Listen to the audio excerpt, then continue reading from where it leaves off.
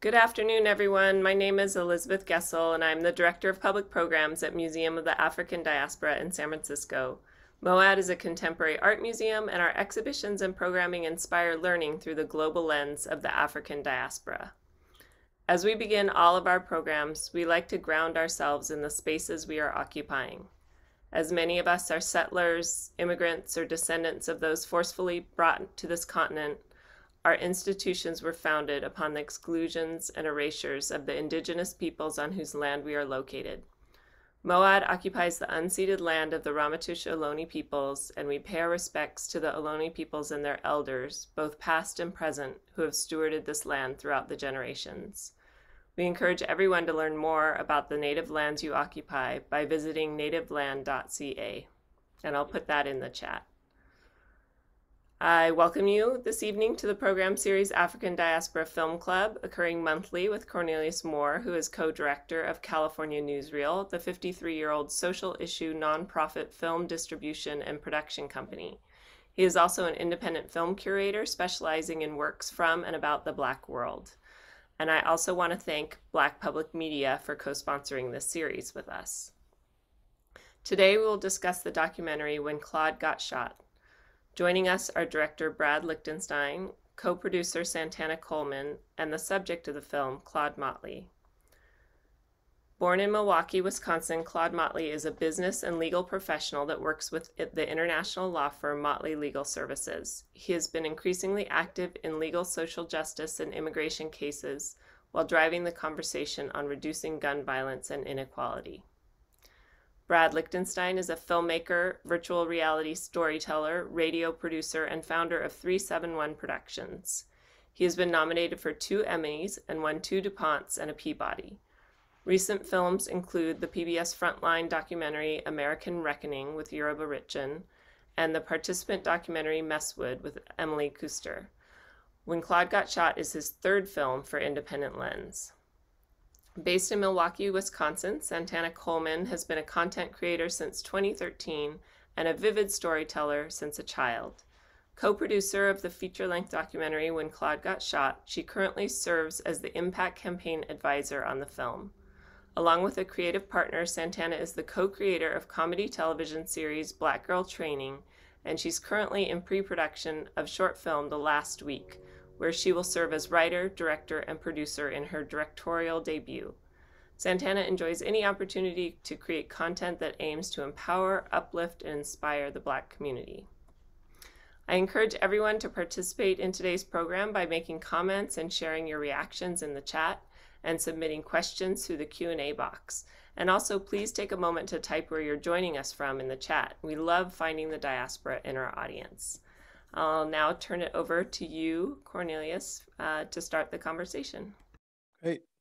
Thank you, Elizabeth, for the introduction, and welcome Santana, Brad, and Claude.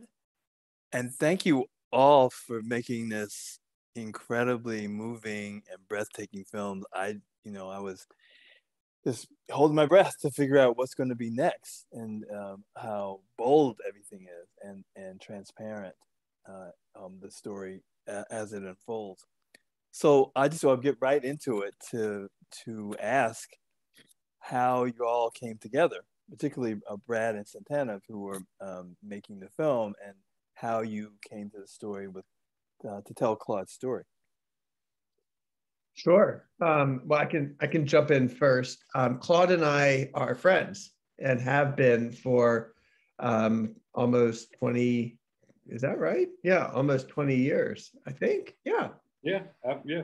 When I say it, I'm like, oh, I can't believe that. Yeah. So we met when I first moved to Milwaukee, which was in 2003. And so what usually happens since Claude moved away, him and his family in 2008, is when they come home in the summer and visit family and friends, different parts of the family stay with different people. And so Claude's son, Sol, was staying with our family when this happened. And I was actually at a park, and just we were getting ready to play football and hang out when I got the news. And then when Claude came home, after a few days in the hospital, he ended up recovering, at least, the first part of recovery at our house. And then subsequently different surgeries and so forth. A lot of times when he had to come to Milwaukee, he was staying with us. So really, you know, the filming started pretty early in the process.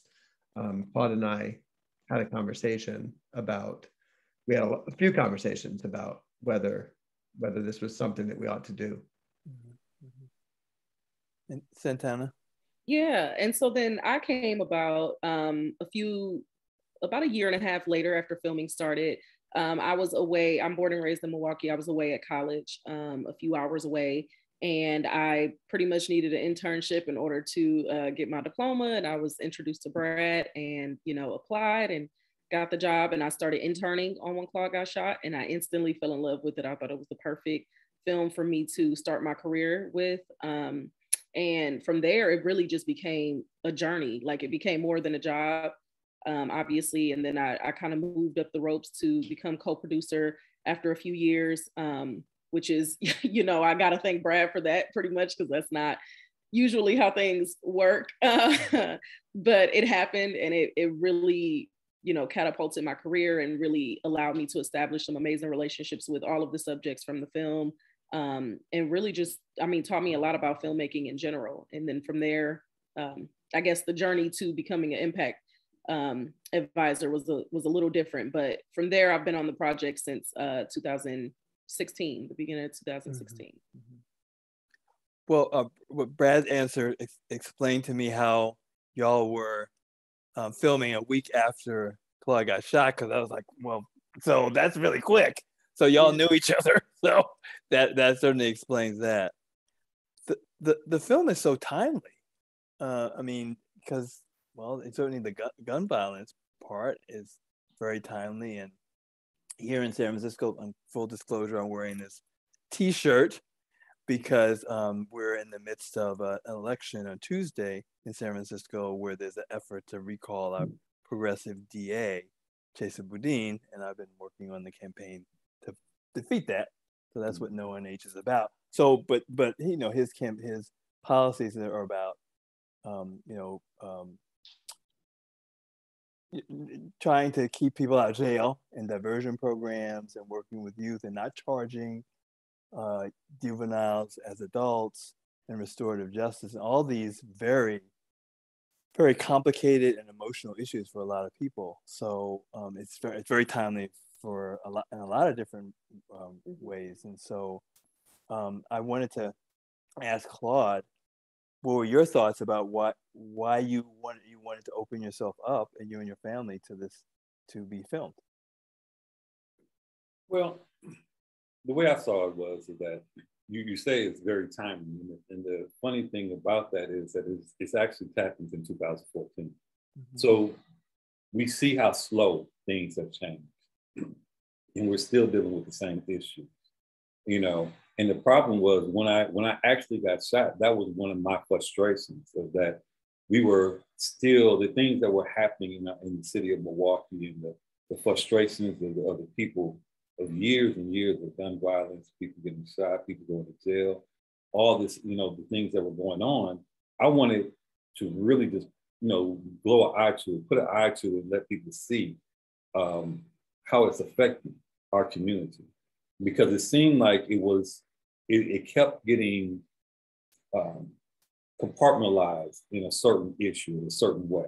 You know, we find out that a lot of, you know, when we see these clippings of someone getting shot, and we see the news clippings and things like that, you know, we definitely are aware of what's going on, but somewhere the storyline gets to be twisted to a point where it's a negative viewpoint of the community, and it's a negative viewpoint of everybody involved, and not seeing it as victimhood of everybody, the ripple effects of everybody that it happens to, you know.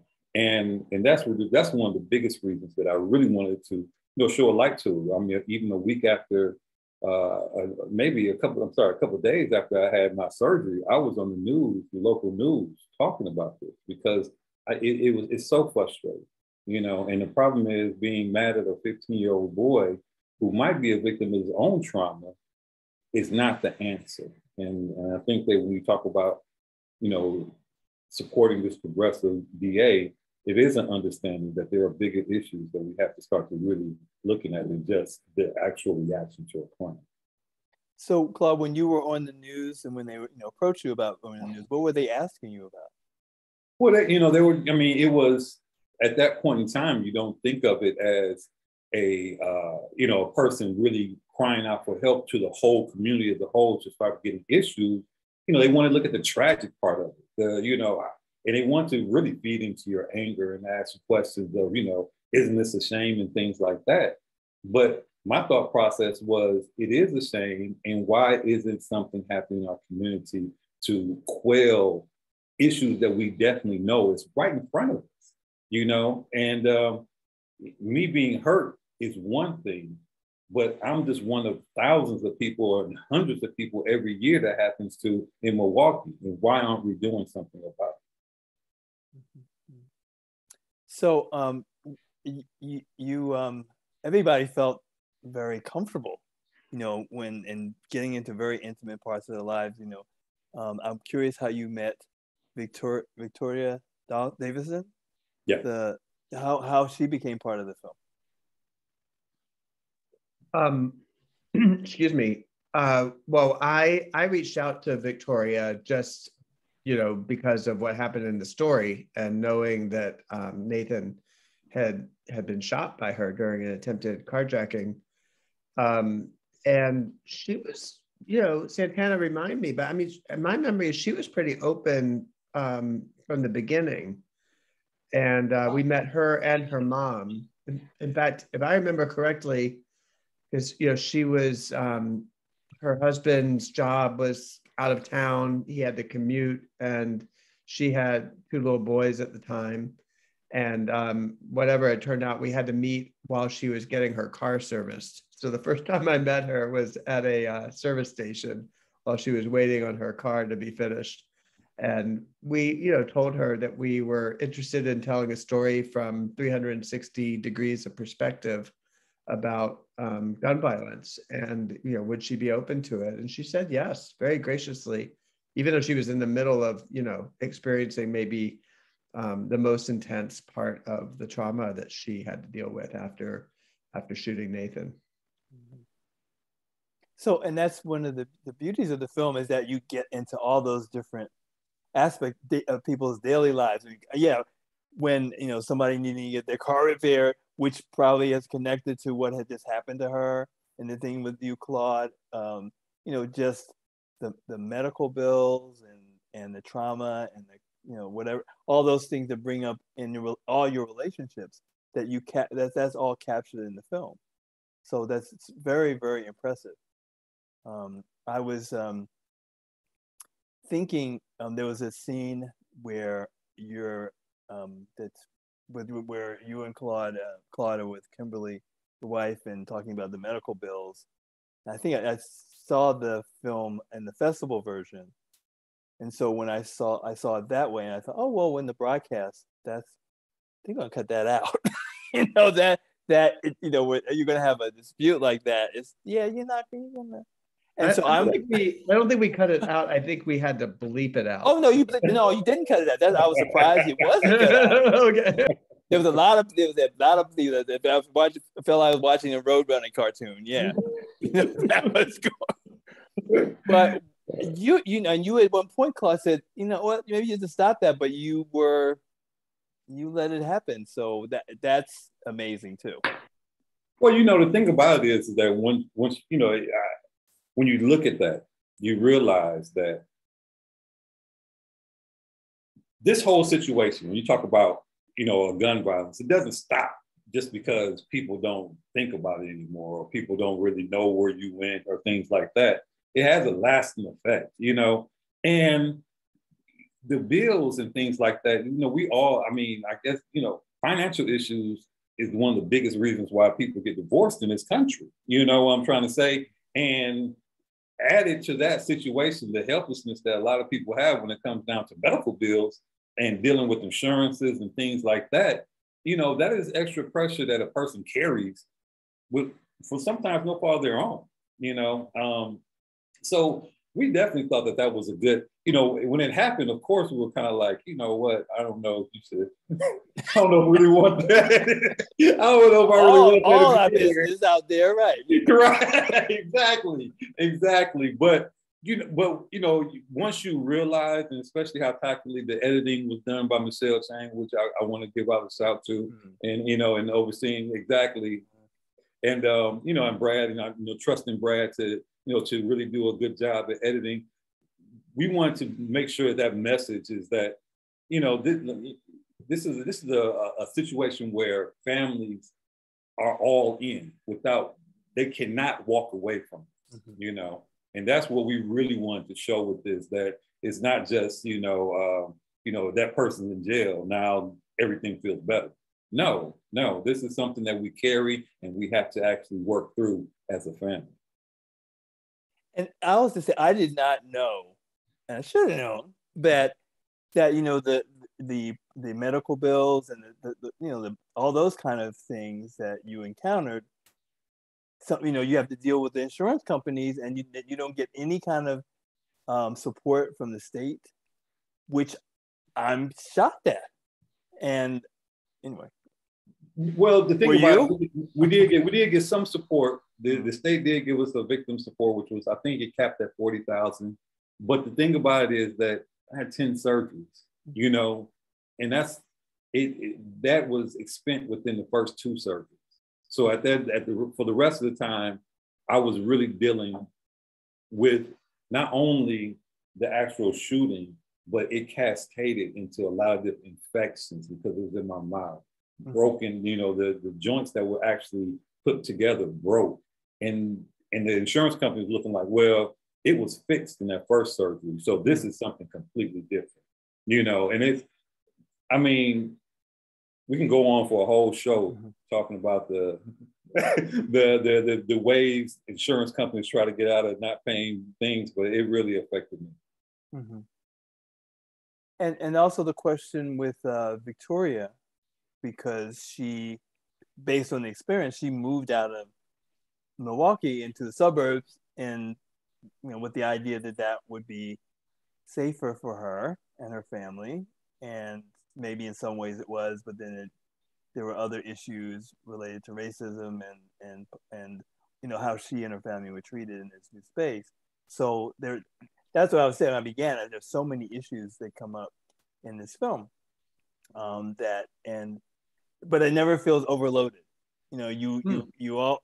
I mean, I'm curious how you discuss. Did you discuss the various issues when you were doing the film, and that you wanted to explore those and wanted to keep those in the film, even though, you know, there are a lot of different directions. So, what was the discussion in the filmmaking team about that?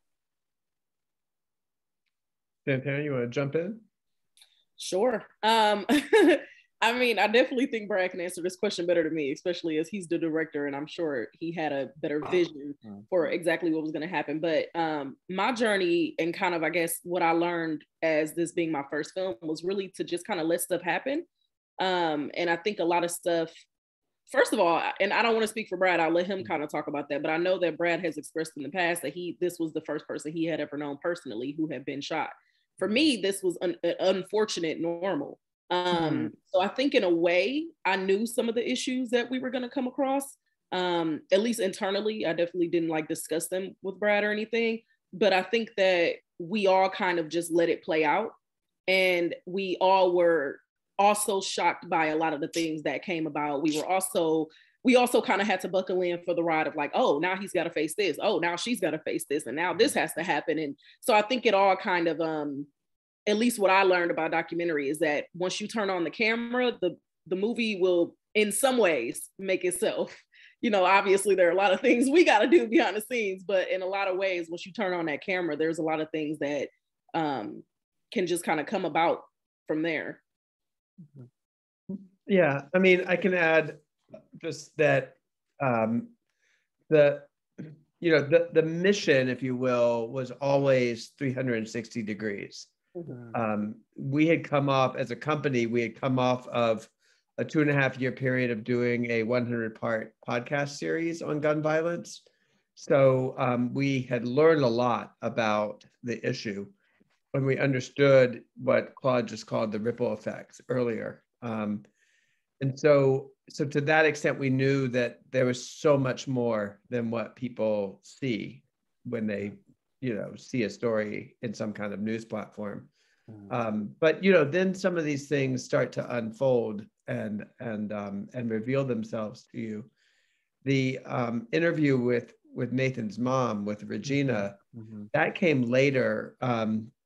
It was a very sort of delicate process. We were trying hard to gain access to Nathan's family. We're actually very, very close. And then kind of a weird thing happened in the courtroom, which is too complicated to explain, but it did set us back. It was something kind of out of our control, but then it set us back. And so that didn't happen until about 3 years, I think, after the shooting. I had been meeting with her a few times, and then eventually Santana as well. But so there was a relationship that we were forming. But yeah, and then I was gonna, is it okay if I answer these questions? Yeah, there was I was gonna ask about the conversations you had about when the cameras needed to be shut off. What were the conversations about that? Sure.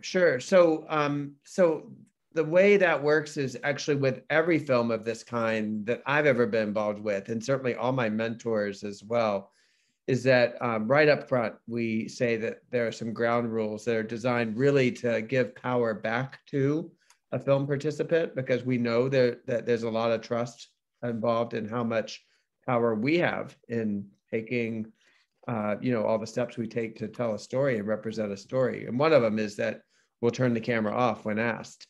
And no questions asked, and we'll turn it back on kind of after that moment has passed. And even in that scene with the bills, we purposely left that bit in where you see Claude ask us to turn off, and then you see us come back, because we wanted the audience to understand that too. We knew that was such a sensitive scene that we didn't want the audience to be under the impression that that Claude and Kim didn't have autonomy around how that was represented. And I see kind of adjacent to this question about the size of the crew. Right. Usually it was just 2 or 3. It was, we tried to keep it real small because it's such an intimate story that we're telling. And in fact, with Regina, she had gotten close to Santana and asked if Santana would come, and she'd gotten close to me, and she just asked if it would just be the 2 of us. So we didn't have a sound person. I did the shooting for that, and asked the questions, and Santana asked some questions too. And in that interview, actually one of her best friends is just off camera holding her hand throughout the interview for support. So there's a lot of steps, you don't necessarily see them on the screen, that we take to make sure that people are comfortable in sharing their stories. What kind of access did you have to Nathan? And that a 2-part question to Nathan, and your relationship to the DA and that part of the story. Sure. Well, with Nathan, I can just say that the access started with Regina. Well, started with everybody. I mean, what happened is, we're all in the children's court, like in the lobby outside of the courtroom before the case is called every time that we go in there. And that was kind of also a little bit of a weird thing, because the judge made a ruling early on that we could film, but only allowed 1 person. So it was usually me with the camera in the back, and then setting up some microphones and stuff. And the relationship started more or less when we were in the lobby area, and I tried to strike up a conversation with the family, and Regina and Nathan were responsive. Eventually his stepfather somewhat too, and then Santana and I met with his stepfather at our office, and then eventually I went over to Regina's, and then Santana spent some time with her, and then eventually I guess I probably wrote to Nathan first in prison before it was okay that I could go visit him. And I visited him 3 times before he expressed some interest, and of course this was after sentencing in adult court, some interest in meeting with Claude, and Claude was interested in that too. And so that happened, you saw that scene. And then in fact, after that, we were scheduled to go back, and we did, for an interview with Nathan. But when we arrived there, we were setting up, and he was waiting, and I could just see that he was nervous. I asked him if he really wanted to do it, and he said no. So we packed up and we left. And that was really the last. Although right now we're sort of in a slow process to see if maybe he'd like to participate in some of the discussions that we've been having. Okay. Well, perhaps this is the time to talk about those parts of this campaign related to the film. There's an impact campaign, outreach campaign, and I'd like to hear something about that, where the film has been screened, and what the discussions are like, and do you all participate in them? Just give us a flavor of what some of those things have been like. Well, I can go. I mean, we screened the film. Actually, we debuted in South by Southwest last year, so we've been in 60 film festivals. Whoa! And we've been screening this, for a long time at this point in time. Because of the pandemic, of course, we've been doing a lot of Zoom interviews and things like that. But now things are starting to open up. It's been really gratifying to actually get a chance to let people see the movie and then to have discussions. In fact, we just did that today with a bunch of young people and artists and things like that. And it is wonderful for people not to just watch the movie and talk about my experience, but to talk about how they relate to that and things that it triggers within them, to show that, and then also motivates them. When we talk about the impact, that's one of the things that we did this whole movie for, is to bring light to an issue, but also to start looking at some solutions. One of the things that we really want to do is open the conversation before we can. One of the things that we understand is happening in this society is that we continue to do the same exact thing and expect different results. Right. And we have to start thinking about making a difference, thinking about things, changing our mindsets. And that was one of the things that I really felt that it was I wanted to bring to the table, as in saying that we can do things differently and start looking at things differently. And we can start investing, not just in the anger part and the frustration, but we can start investing in empathy and in love, so that we can start getting back some returns, because that's the only way we're going to do it. So the mindset is definitely what we're trying to do with our impact. But there's plenty of other things that we're also doing. I'll let Santana, who is the lead of our impact for us right now, she definitely has been working very hard with the lead. Yeah, so I mean, we hired a organization called The League, who is a social impact collective, and they've been they put together our impact campaign and our strategy for us, and they've really been amazing throughout this journey. And so they have really been kind of teaching me as I go, because again, this was my first film, and then this is my first time in impact as well. But I will say that bug kind of got sparked in the midst of production, when I believe it was because we were waiting on some money maybe or something like that. And I started to kind of go out and show a 20-minute demo of the film to some people in Milwaukee and start the conversations. And that was amazing. People's views of the film since then. And that was like an old cut demo. That was something that has just transformed so much, and people instantly took to the film. And couldn't wait to see it. And so I really wanted to be involved in Impact. So I was really grateful to be able to be on the Impact team. And like Claude said, we screened at over 60 film festivals, and now we're doing a lot of stuff in person. We're still doing a lot of stuff virtual, such as this, of course. We're really just trying to get the film out there and have those conversations. We totally understand that a big part of our audience is Black youth, or youth of color, I should say.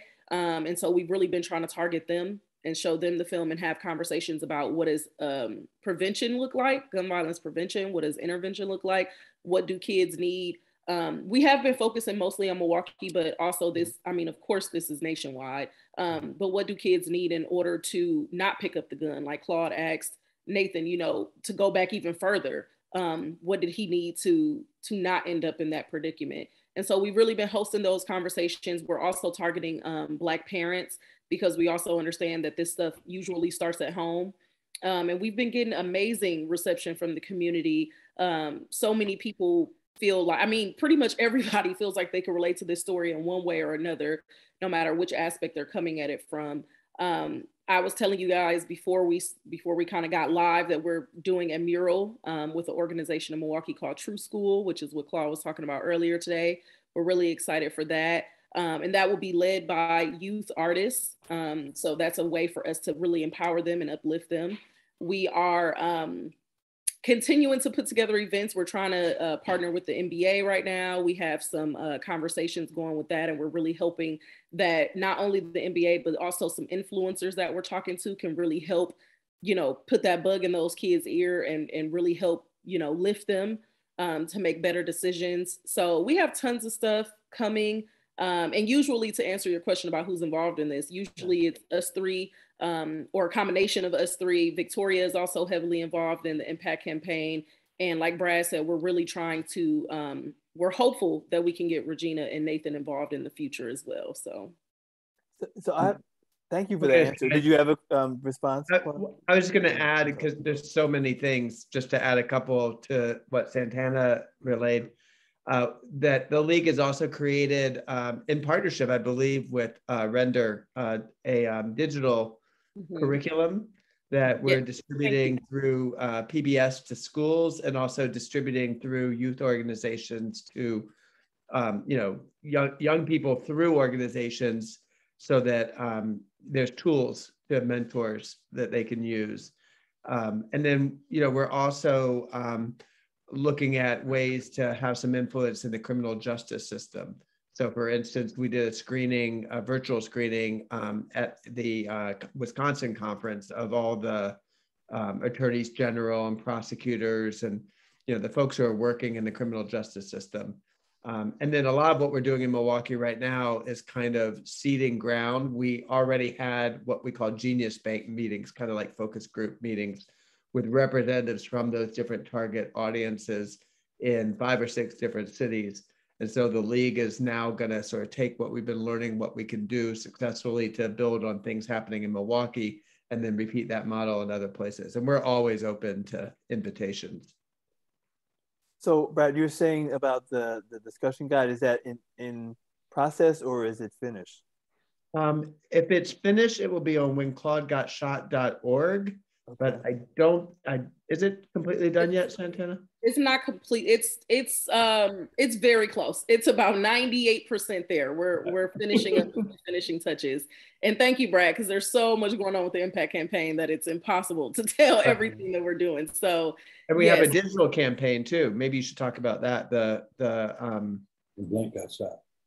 Yeah. Yes. Okay. So also a part of our impact campaign is a digital series that we're doing called When Blank Got Shot. And anybody is available to participate in this now. It is on our website. Like Brad said, it's on whenclaudegotshot.org. If you have a personal story of gun violence, or even a story of someone close to you that you would like to tell, you can go on our website and tell your story by either typing it. You can do a video, you can do audio. They make it so easy for you to just go on there and share your story as well. We also have another series coming up. I don't want to talk too much about it because I don't want to spill the beans, because we are still in discussion with people. But the gist of it is that it's an explainer series where we'll have comedians kind of use a comedic twist to, like they are amazing at doing anyway, to really discuss the issues of gun violence in a way that people can digest a little easier. So we'll have that going. And then we also have some videos on our YouTube page, which I believe is When Claude Got Shot, which are from some mothers that we did last month. And it's their personal experiences of gun violence. And Victoria from the film is also one of those mothers in those videos. So yeah, you could definitely learn more about what we're doing with our impact campaign at the website whenclaudeGotShot.org. And again, I apologize if there's anything I left out. There's just so much going on. But yeah, you can learn more at the website. Let me just say one thing real quick, and this speaks so much about the film. There's so many entry points, and there's so many things that it displays of what everyone can do. They can, we're doing a lot of impact, but we want our impact to be motivation, because everybody can do their part. Everybody can make a change. And there are so many things that, the film actually points to. So, we're doing a lot. I mean, it's amazing when it comes down to the impact and the impact the league is doing, and Santana and everybody, and all our partners. It's amazing work, and hopefully everybody can join in and do their part too. Well, one of the questions I had was the different subject areas and different types of organizations that it would seem to me would want to tap into the film, such as judges or defense attorneys and social workers, educators, public health people too. So I was curious if you have any experience with any of those kind of groups, and victim advocates too. I mean, which are all organized. So they would seem like a perfect way to slot into the work that they're doing. Right. Well, the conference. Sorry. Go ahead, Santana. No, you can go first.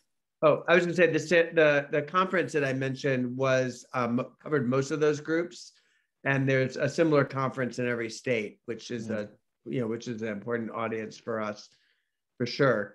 And I know that one of our state Supreme Court justices is organizing a screening for the Supreme Court, and then, like I said, we want to roll these things out in other places as well. And then a huge target for us is public health, with and especially the emphasis on the offices of violence prevention that have been set up in cities all across America, and who are working on the long-term upstream conditions that cause the kind of gun violence that we see, rather than just talking about more cops on the street. Yes, and in addition to that, we have been, all the things that you named, all the areas that you named, we've definitely been tapped into. There will be some more conferences coming at the end of this year for juvenile justice, or for the justice system, that will be tapped into. The DA in the film, and I know you asked a little bit about working with them. She has been amazing, Joy Hammond. She's definitely been giving us a lot of great connections. We actually have some screenings coming up that I just kind of locked down at a juvenile justice center here in Milwaukee. It's actually the one that, you've seen Claude film in a ton of times in the movie, that Nathan was a part of before he was switched to adult court. We have, my mind goes blank after I start to talk. Like Brad said, we've definitely been partnered with the Office of Violence Prevention, Every Time for Gun Safety, Medical Center of Wisconsin, just amazing people who have been tapped in with us, a lot of mental health services in Milwaukee. So yeah, you can pretty much find us in all of those, across all of those boards. Something is happening, or something is in the works behind the scenes that has not been publicly released yet. So definitely tapping into all of those avenues. Yeah, so one last put thing, in the Boys and Girls Clubs and them too. We are tapped in. Yeah, we absolutely are. Another thing, we have a group called 414 Life that we're working with here.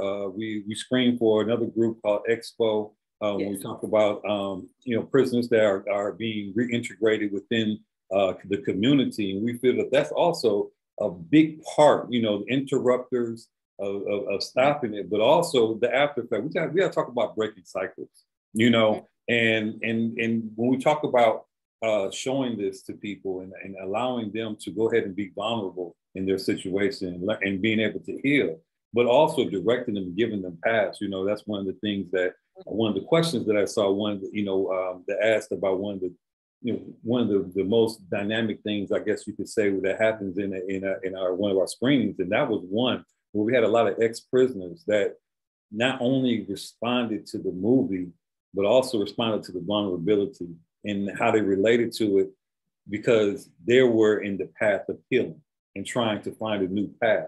And one of the things that we do see is that we don't do a great job at trying to get these people to come back into the system. When I think of Nathan, I think about, he's so young going into the system. Now, what kind of future does he have, with, education that's going to be a GED, but also a felony and also no work experience. Mm-hmm. He's one of the most vulnerable people coming out. And I think that this, talk about so many different issues that we bring up when it comes to this movie, but that is definitely one that we're also looking to expand on. One of the questions in the Q&A was for you, Claude, about how this experience has affected your children. Mm-hmm. Can you say a little bit about that? Yeah, definitely. One of the things that I feel so bad about is that every time I talk about Milwaukee, it's in a negative light, because Milwaukee is a wonderful city. I really love Milwaukee. And I have a lot of family there, but the reality of it is that we definitely have to deal with the good and the bad. And so my kids had to, obviously, when we talk about the safety part, of dealing with the stress, dealing with, how, what I was going through and making sure that, they would try to help me through it, while also dealing with it, it definitely took its toll. They did wonderful. They were very well balanced, but it also grew them up a little bit faster than, you would want the kids to, mm-hmm. to do. But unfortunately, that's how a lot of kids in Milwaukee are right now. They grow up really fast, real early, because the traumas that they actually experience within their house is something that a lot of kids experience every single day. Mm-hmm. So, they had a lot of cousins and everything that they can commiserate with when it comes down to those experiences that they would, that they were able to, fight through with each other. Well, and your daughter wrote her college essay about this incident. She absolutely did, and the thing about it is that, we try to keep communications open. We try to make sure that, we allow them the space to talk about it and feel the way they wanted to feel. But you never know. One of the things that even I might suffer from is PTSD that might come back later on. And we never know how that affects us in shaping us and who we are. But, as long as we have, told them that we're there for them, we hopefully that, we can deal with some of that trauma that they might have dealt with. And Claude, how are you doing with both your emotional, but also your physical health? Well, I'm pretty healed up. At this point in time. It was a long journey. It took many years to deal with the different issues. But, it's when you get shot, you don't know. You never know. I have, a lot of metal and things like that in my face. So, hopefully they did Freighter Hospital did a great job at putting me back together. So I'm really happy about that. When it comes down to the mental side of it, it's something that you're always going to be working for. It was a traumatic event, and I'm always going to be working on that and working on healing and still striving to do, one of the things that I addressed in the film, and I didn't really understand it until I actually looked at the film, is that you continue, when we always work on, especially being from a city that's so segregated like Milwaukee, you kind of just push those barriers away and try to continue to go forward and try to strive and try to, get over those obstacles. But sometimes you don't take that time to take care of yourself and make sure you're all right. And so when this happened to me, I went ahead and I did do that. I really pushed myself to continue forward, even though it might not have been in my best interest. And so I had to take a step back and make sure that, I was doing okay. And so I'm doing better. Okay, that's good to hear. Yeah. So, and also I had, as part of the question I had about how you and your family came to this whole film project, I saw that Kimberly was in an earlier documentary called Motley's Law, yeah, where dealing with war and the people who she was helping defend as a human rights lawyer, and so your family kind of had some experience being filmed and followed, and also dealing with some of these issues too. So Absolutely, absolutely. She's aware. She's, the thing about it is that she was, I'm sure she represented herself pretty well as being as strong and outspoken as she is in real life in the movie. But the thing about it is that we definitely were in a, I talk about this all the time, that we were blessed to be in the situation where we could bring this story. Not only one of my good friends is a documentarian. Not only did we already go through the whole process of having cameras around us and everything like that, but we also had a dramatic and very eventful story to really highlight a lot of issues that we have in society today. So I mean, it was a blessing for us to be in this situation, and we're just happy that the way the things came out. Mm-hmm. And I just want to say, since you brought up Kim, two things. I actually moderated a panel with Kim and Claude. It was my first time moderating a few weeks ago, and it was amazing to hear them two talk together. Like, what if you think he's remarkable by himself and you think she's remarkable by herself? You got to go check that panel out. It was on OV for ITVS. I'm sure if you go to ITVS's YouTube page or something, you can find it. It was an honor to be in both of their presences and hear both of them talk at the same time. And then also I wanted to say with Motley's Law, when Kim was doing that, that was a part of the early stages of when Claude got shot. And literally the movie and the person, when he got shot, when he was recovering at Brad's house, and Kim was filming Motley's Law, there was one of the early scenes when the detective came and showed them a lineup that was done at Brad's house that we used for the actual film when Claude got shot. So those films definitely kind of overlapped, and we wouldn't have had that really, really earlier footage without that. So definitely shout out to that team as well, and Kim and her documentary. Mm-hmm. And also I just recalling that you're going to the surgeries and dealing with the doctors, is that everything. It was quite amazing just to see that and be clear that you got shot, but you're also hurt and continue to be hurt, and it was complicated. It was long recovery. So we got as viewers, we got a real sense of that it's a traumatic and experience that goes over for many months, if not years. Yeah. It was a lot of surgeries, and I actually ran out of family members, but Brad was with me through every step of the way. He was actually there sometimes, to not only film it, but he actually signed me in and walked me, through the process. So, it was not only, like I said, this whole thing became a family affair. So tell us about also some of the other people, Victoria and Nathan and his family. What's an update on all of them?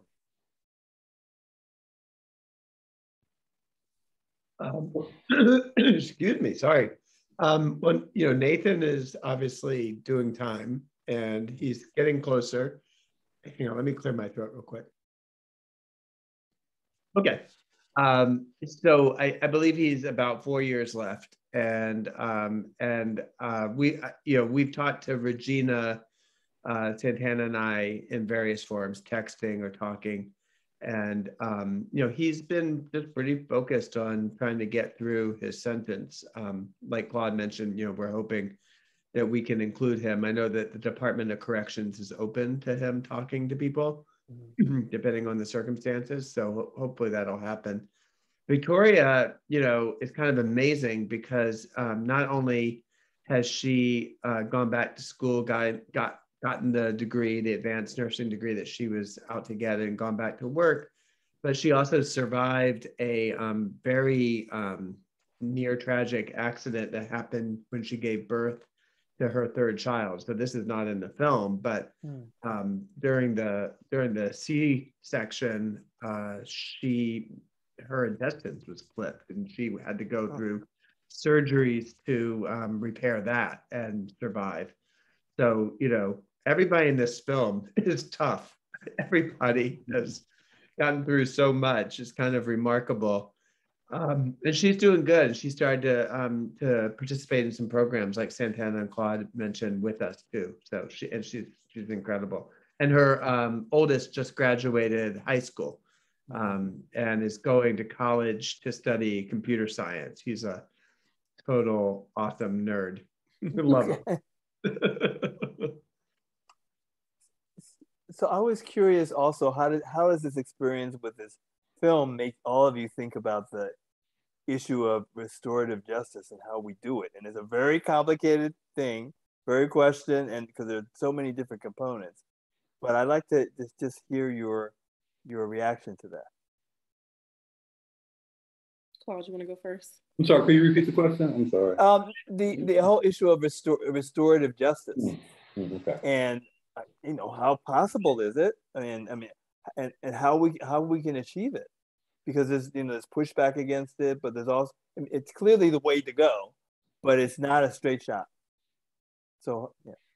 I have a lot of good feelings about restorative justice. Obviously, when we talk about community and healing, when we talk about the benefits to not only the victim, but also the persecutor, the person that is allowing them to relieve some of the guilt and the frustrations that they might have. I mean, I have a lot of good feelings about restorative justice, and I wish that it could definitely be part of any type of programming that allows both of the people to get together, and some incentive, for that to happen for not only the victims, but also the people that's in jail. But one of the things I must say is everybody has to walk their path. I do not want to discount anybody's anger and frustration when it comes down to this situation. Restorative justice is definitely a situation where the timing has to be right, because it could be harmful if it's not done properly. The second thing is that we have to look at this as a situation where we have the two weakest people in the situation actually trying to comfort each other, and that's a burden that is not, I don't think that they should only carry. If we're talking about restorative justice, we need to put this in the proper light, and not put it in the person that's the victim, and also the person that has probably trauma in their own lives, trying to solve the issue, which is a society issue. So we definitely have to make sure that it's done properly, it's done for the sake of healing, but also done within a proper program to have a larger effect on the community.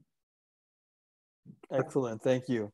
If I can chime in, just, okay. I mean, something that really affected me in making the film was filming that scene between Claude and Janine Geske, the woman who organized the meeting and who put some parameters of restorative justice around that process. And that part, which is in the film, and of course it went longer, in the outtakes, but that part where she starts to ask Claude, what is it that he wants? And Claude says, I just want to see him. I want to know who he is. I want to understand, the empathy that Claude has in that scene where he says, I know that's not all who Nathan is, and that he doesn't want to be seen that way, just like I didn't want to be seen that way when I did things that maybe on the outside looked like, I was a bad kid. And, I remember when we were filming that is when it sort of confirmed in my mind too, that we had to go back to the boarding house with Claude and really fill out that part of the story where you can see the parallels between his life and Nathan's life. And hopefully, sort of universal parallels by being able to see that. But I always say, like, the superhero power that Claude has and that the film has is its humanity. And that was a scene where, for Claude, being so vulnerable and saying what he said to Janine, hit me really hard, just filming the scene and then watching the footage afterwards. Yeah, for me, I think I didn't know about restorative justice until I started working on this film. And honestly, when we filmed that scene with Nathan and Claude, I had cried many of times making this movie for sure, but they were mostly behind the scenes. And that was the first time I cried while we were filming a scene, like right there. And I had to like really check myself, like, oh, get it together.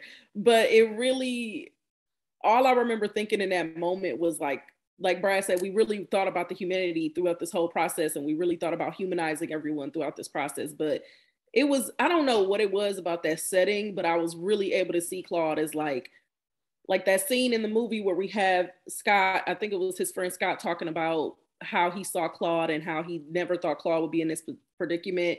And it showed all these pictures of him in high school and how he was the class clown and he was the fun friend. And, you know, and it was like, it was almost like I could see that right now in my mind as I was sitting there watching him and Nathan. And it was just like, I really felt like at that moment, he was the person who deserved this the least. And I don't know what it was about that, you know, because it wasn't even me personally that was in that situation, but it was something so, I don't even know the word, almost like just a release of emotions, a release of like forgiveness, a release of just humanity and humility. I don't know, it was a lot. And I definitely think that as long as two people are up for the challenge of meeting, the perpetrator and the survivor, I definitely sort of justice could be amazing. I think that at the end of the day, one thing that Claude taught me while we were filming and just watching this movie as kind of an audience member myself is that it's grace for humans, you know. And I hear a lot of people tell Claude that they couldn't do what he did, they couldn't forgive him, they couldn't meet with him, they couldn't do this whole journey that Claude did. And like, maybe you couldn't, but maybe you could. You don't know until you're in that predicament. And I'm sure Claude probably, you know, never saw himself in this predicament and thought, oh, I'm just going to forgive him. Like, it doesn't matter that you shot me, I'll just forgive you. Like, of course, it's hardships with it. But I definitely think that the film really displays a grace for humans and a grace for mistakes and a grace for the butterfly effect that happened at the beginning to get Nathan to where he is. And I think that, yeah, I know y'all heard me, Claude and Brad. but yes, it just, I think it was amazing and I'm all for it. Great. Well, thank you all for your answers. And I want to also ditto the praise for Claude for your allowing yourself, opening yourself up and being vulnerable to everybody with your situation. It's incredible. And thank you again for that. I want to make sure I didn't miss any of the questions. And Elizabeth, did we get to all of them? There was one about the most shocking moment, I think. Yeah. What's the most shocking thing that happened either during the film capture or the festival tour? Well, like I said, when I was dealing, like I said, when we did the expo with the ex-convicts, and actually it was really one of the shocking things was a couple shocking things happened during that time. And I thought that was one of the most emotional things, but we had a couple of people who were out. I think they had came out that week or very soon. And they actually knew Nathan. And they were like, you know, we just left him. And, you know, he was doing okay and things like that. So that was pretty shocking to hear. And, you know, it really rejuvenated our thought processes of getting him included and bringing him in to actually, you know, give him an opportunity to express himself. And the second thing was a lot of the ex-convicts, I don't know if that's even the right word to use, you know, people that just were getting reintegrated into the system, how vulnerable they became because they saw my vulnerability. You know, they were, you know, I mean, the tears that I saw at that time for people that I would thought who had lived such a hard life up to that point, and still the vulnerability and the hole that they had in their hearts for not being able to, you know, maybe walk the shoes that I was able to walk or get the grace that I've given and what they were hurting for and things like that.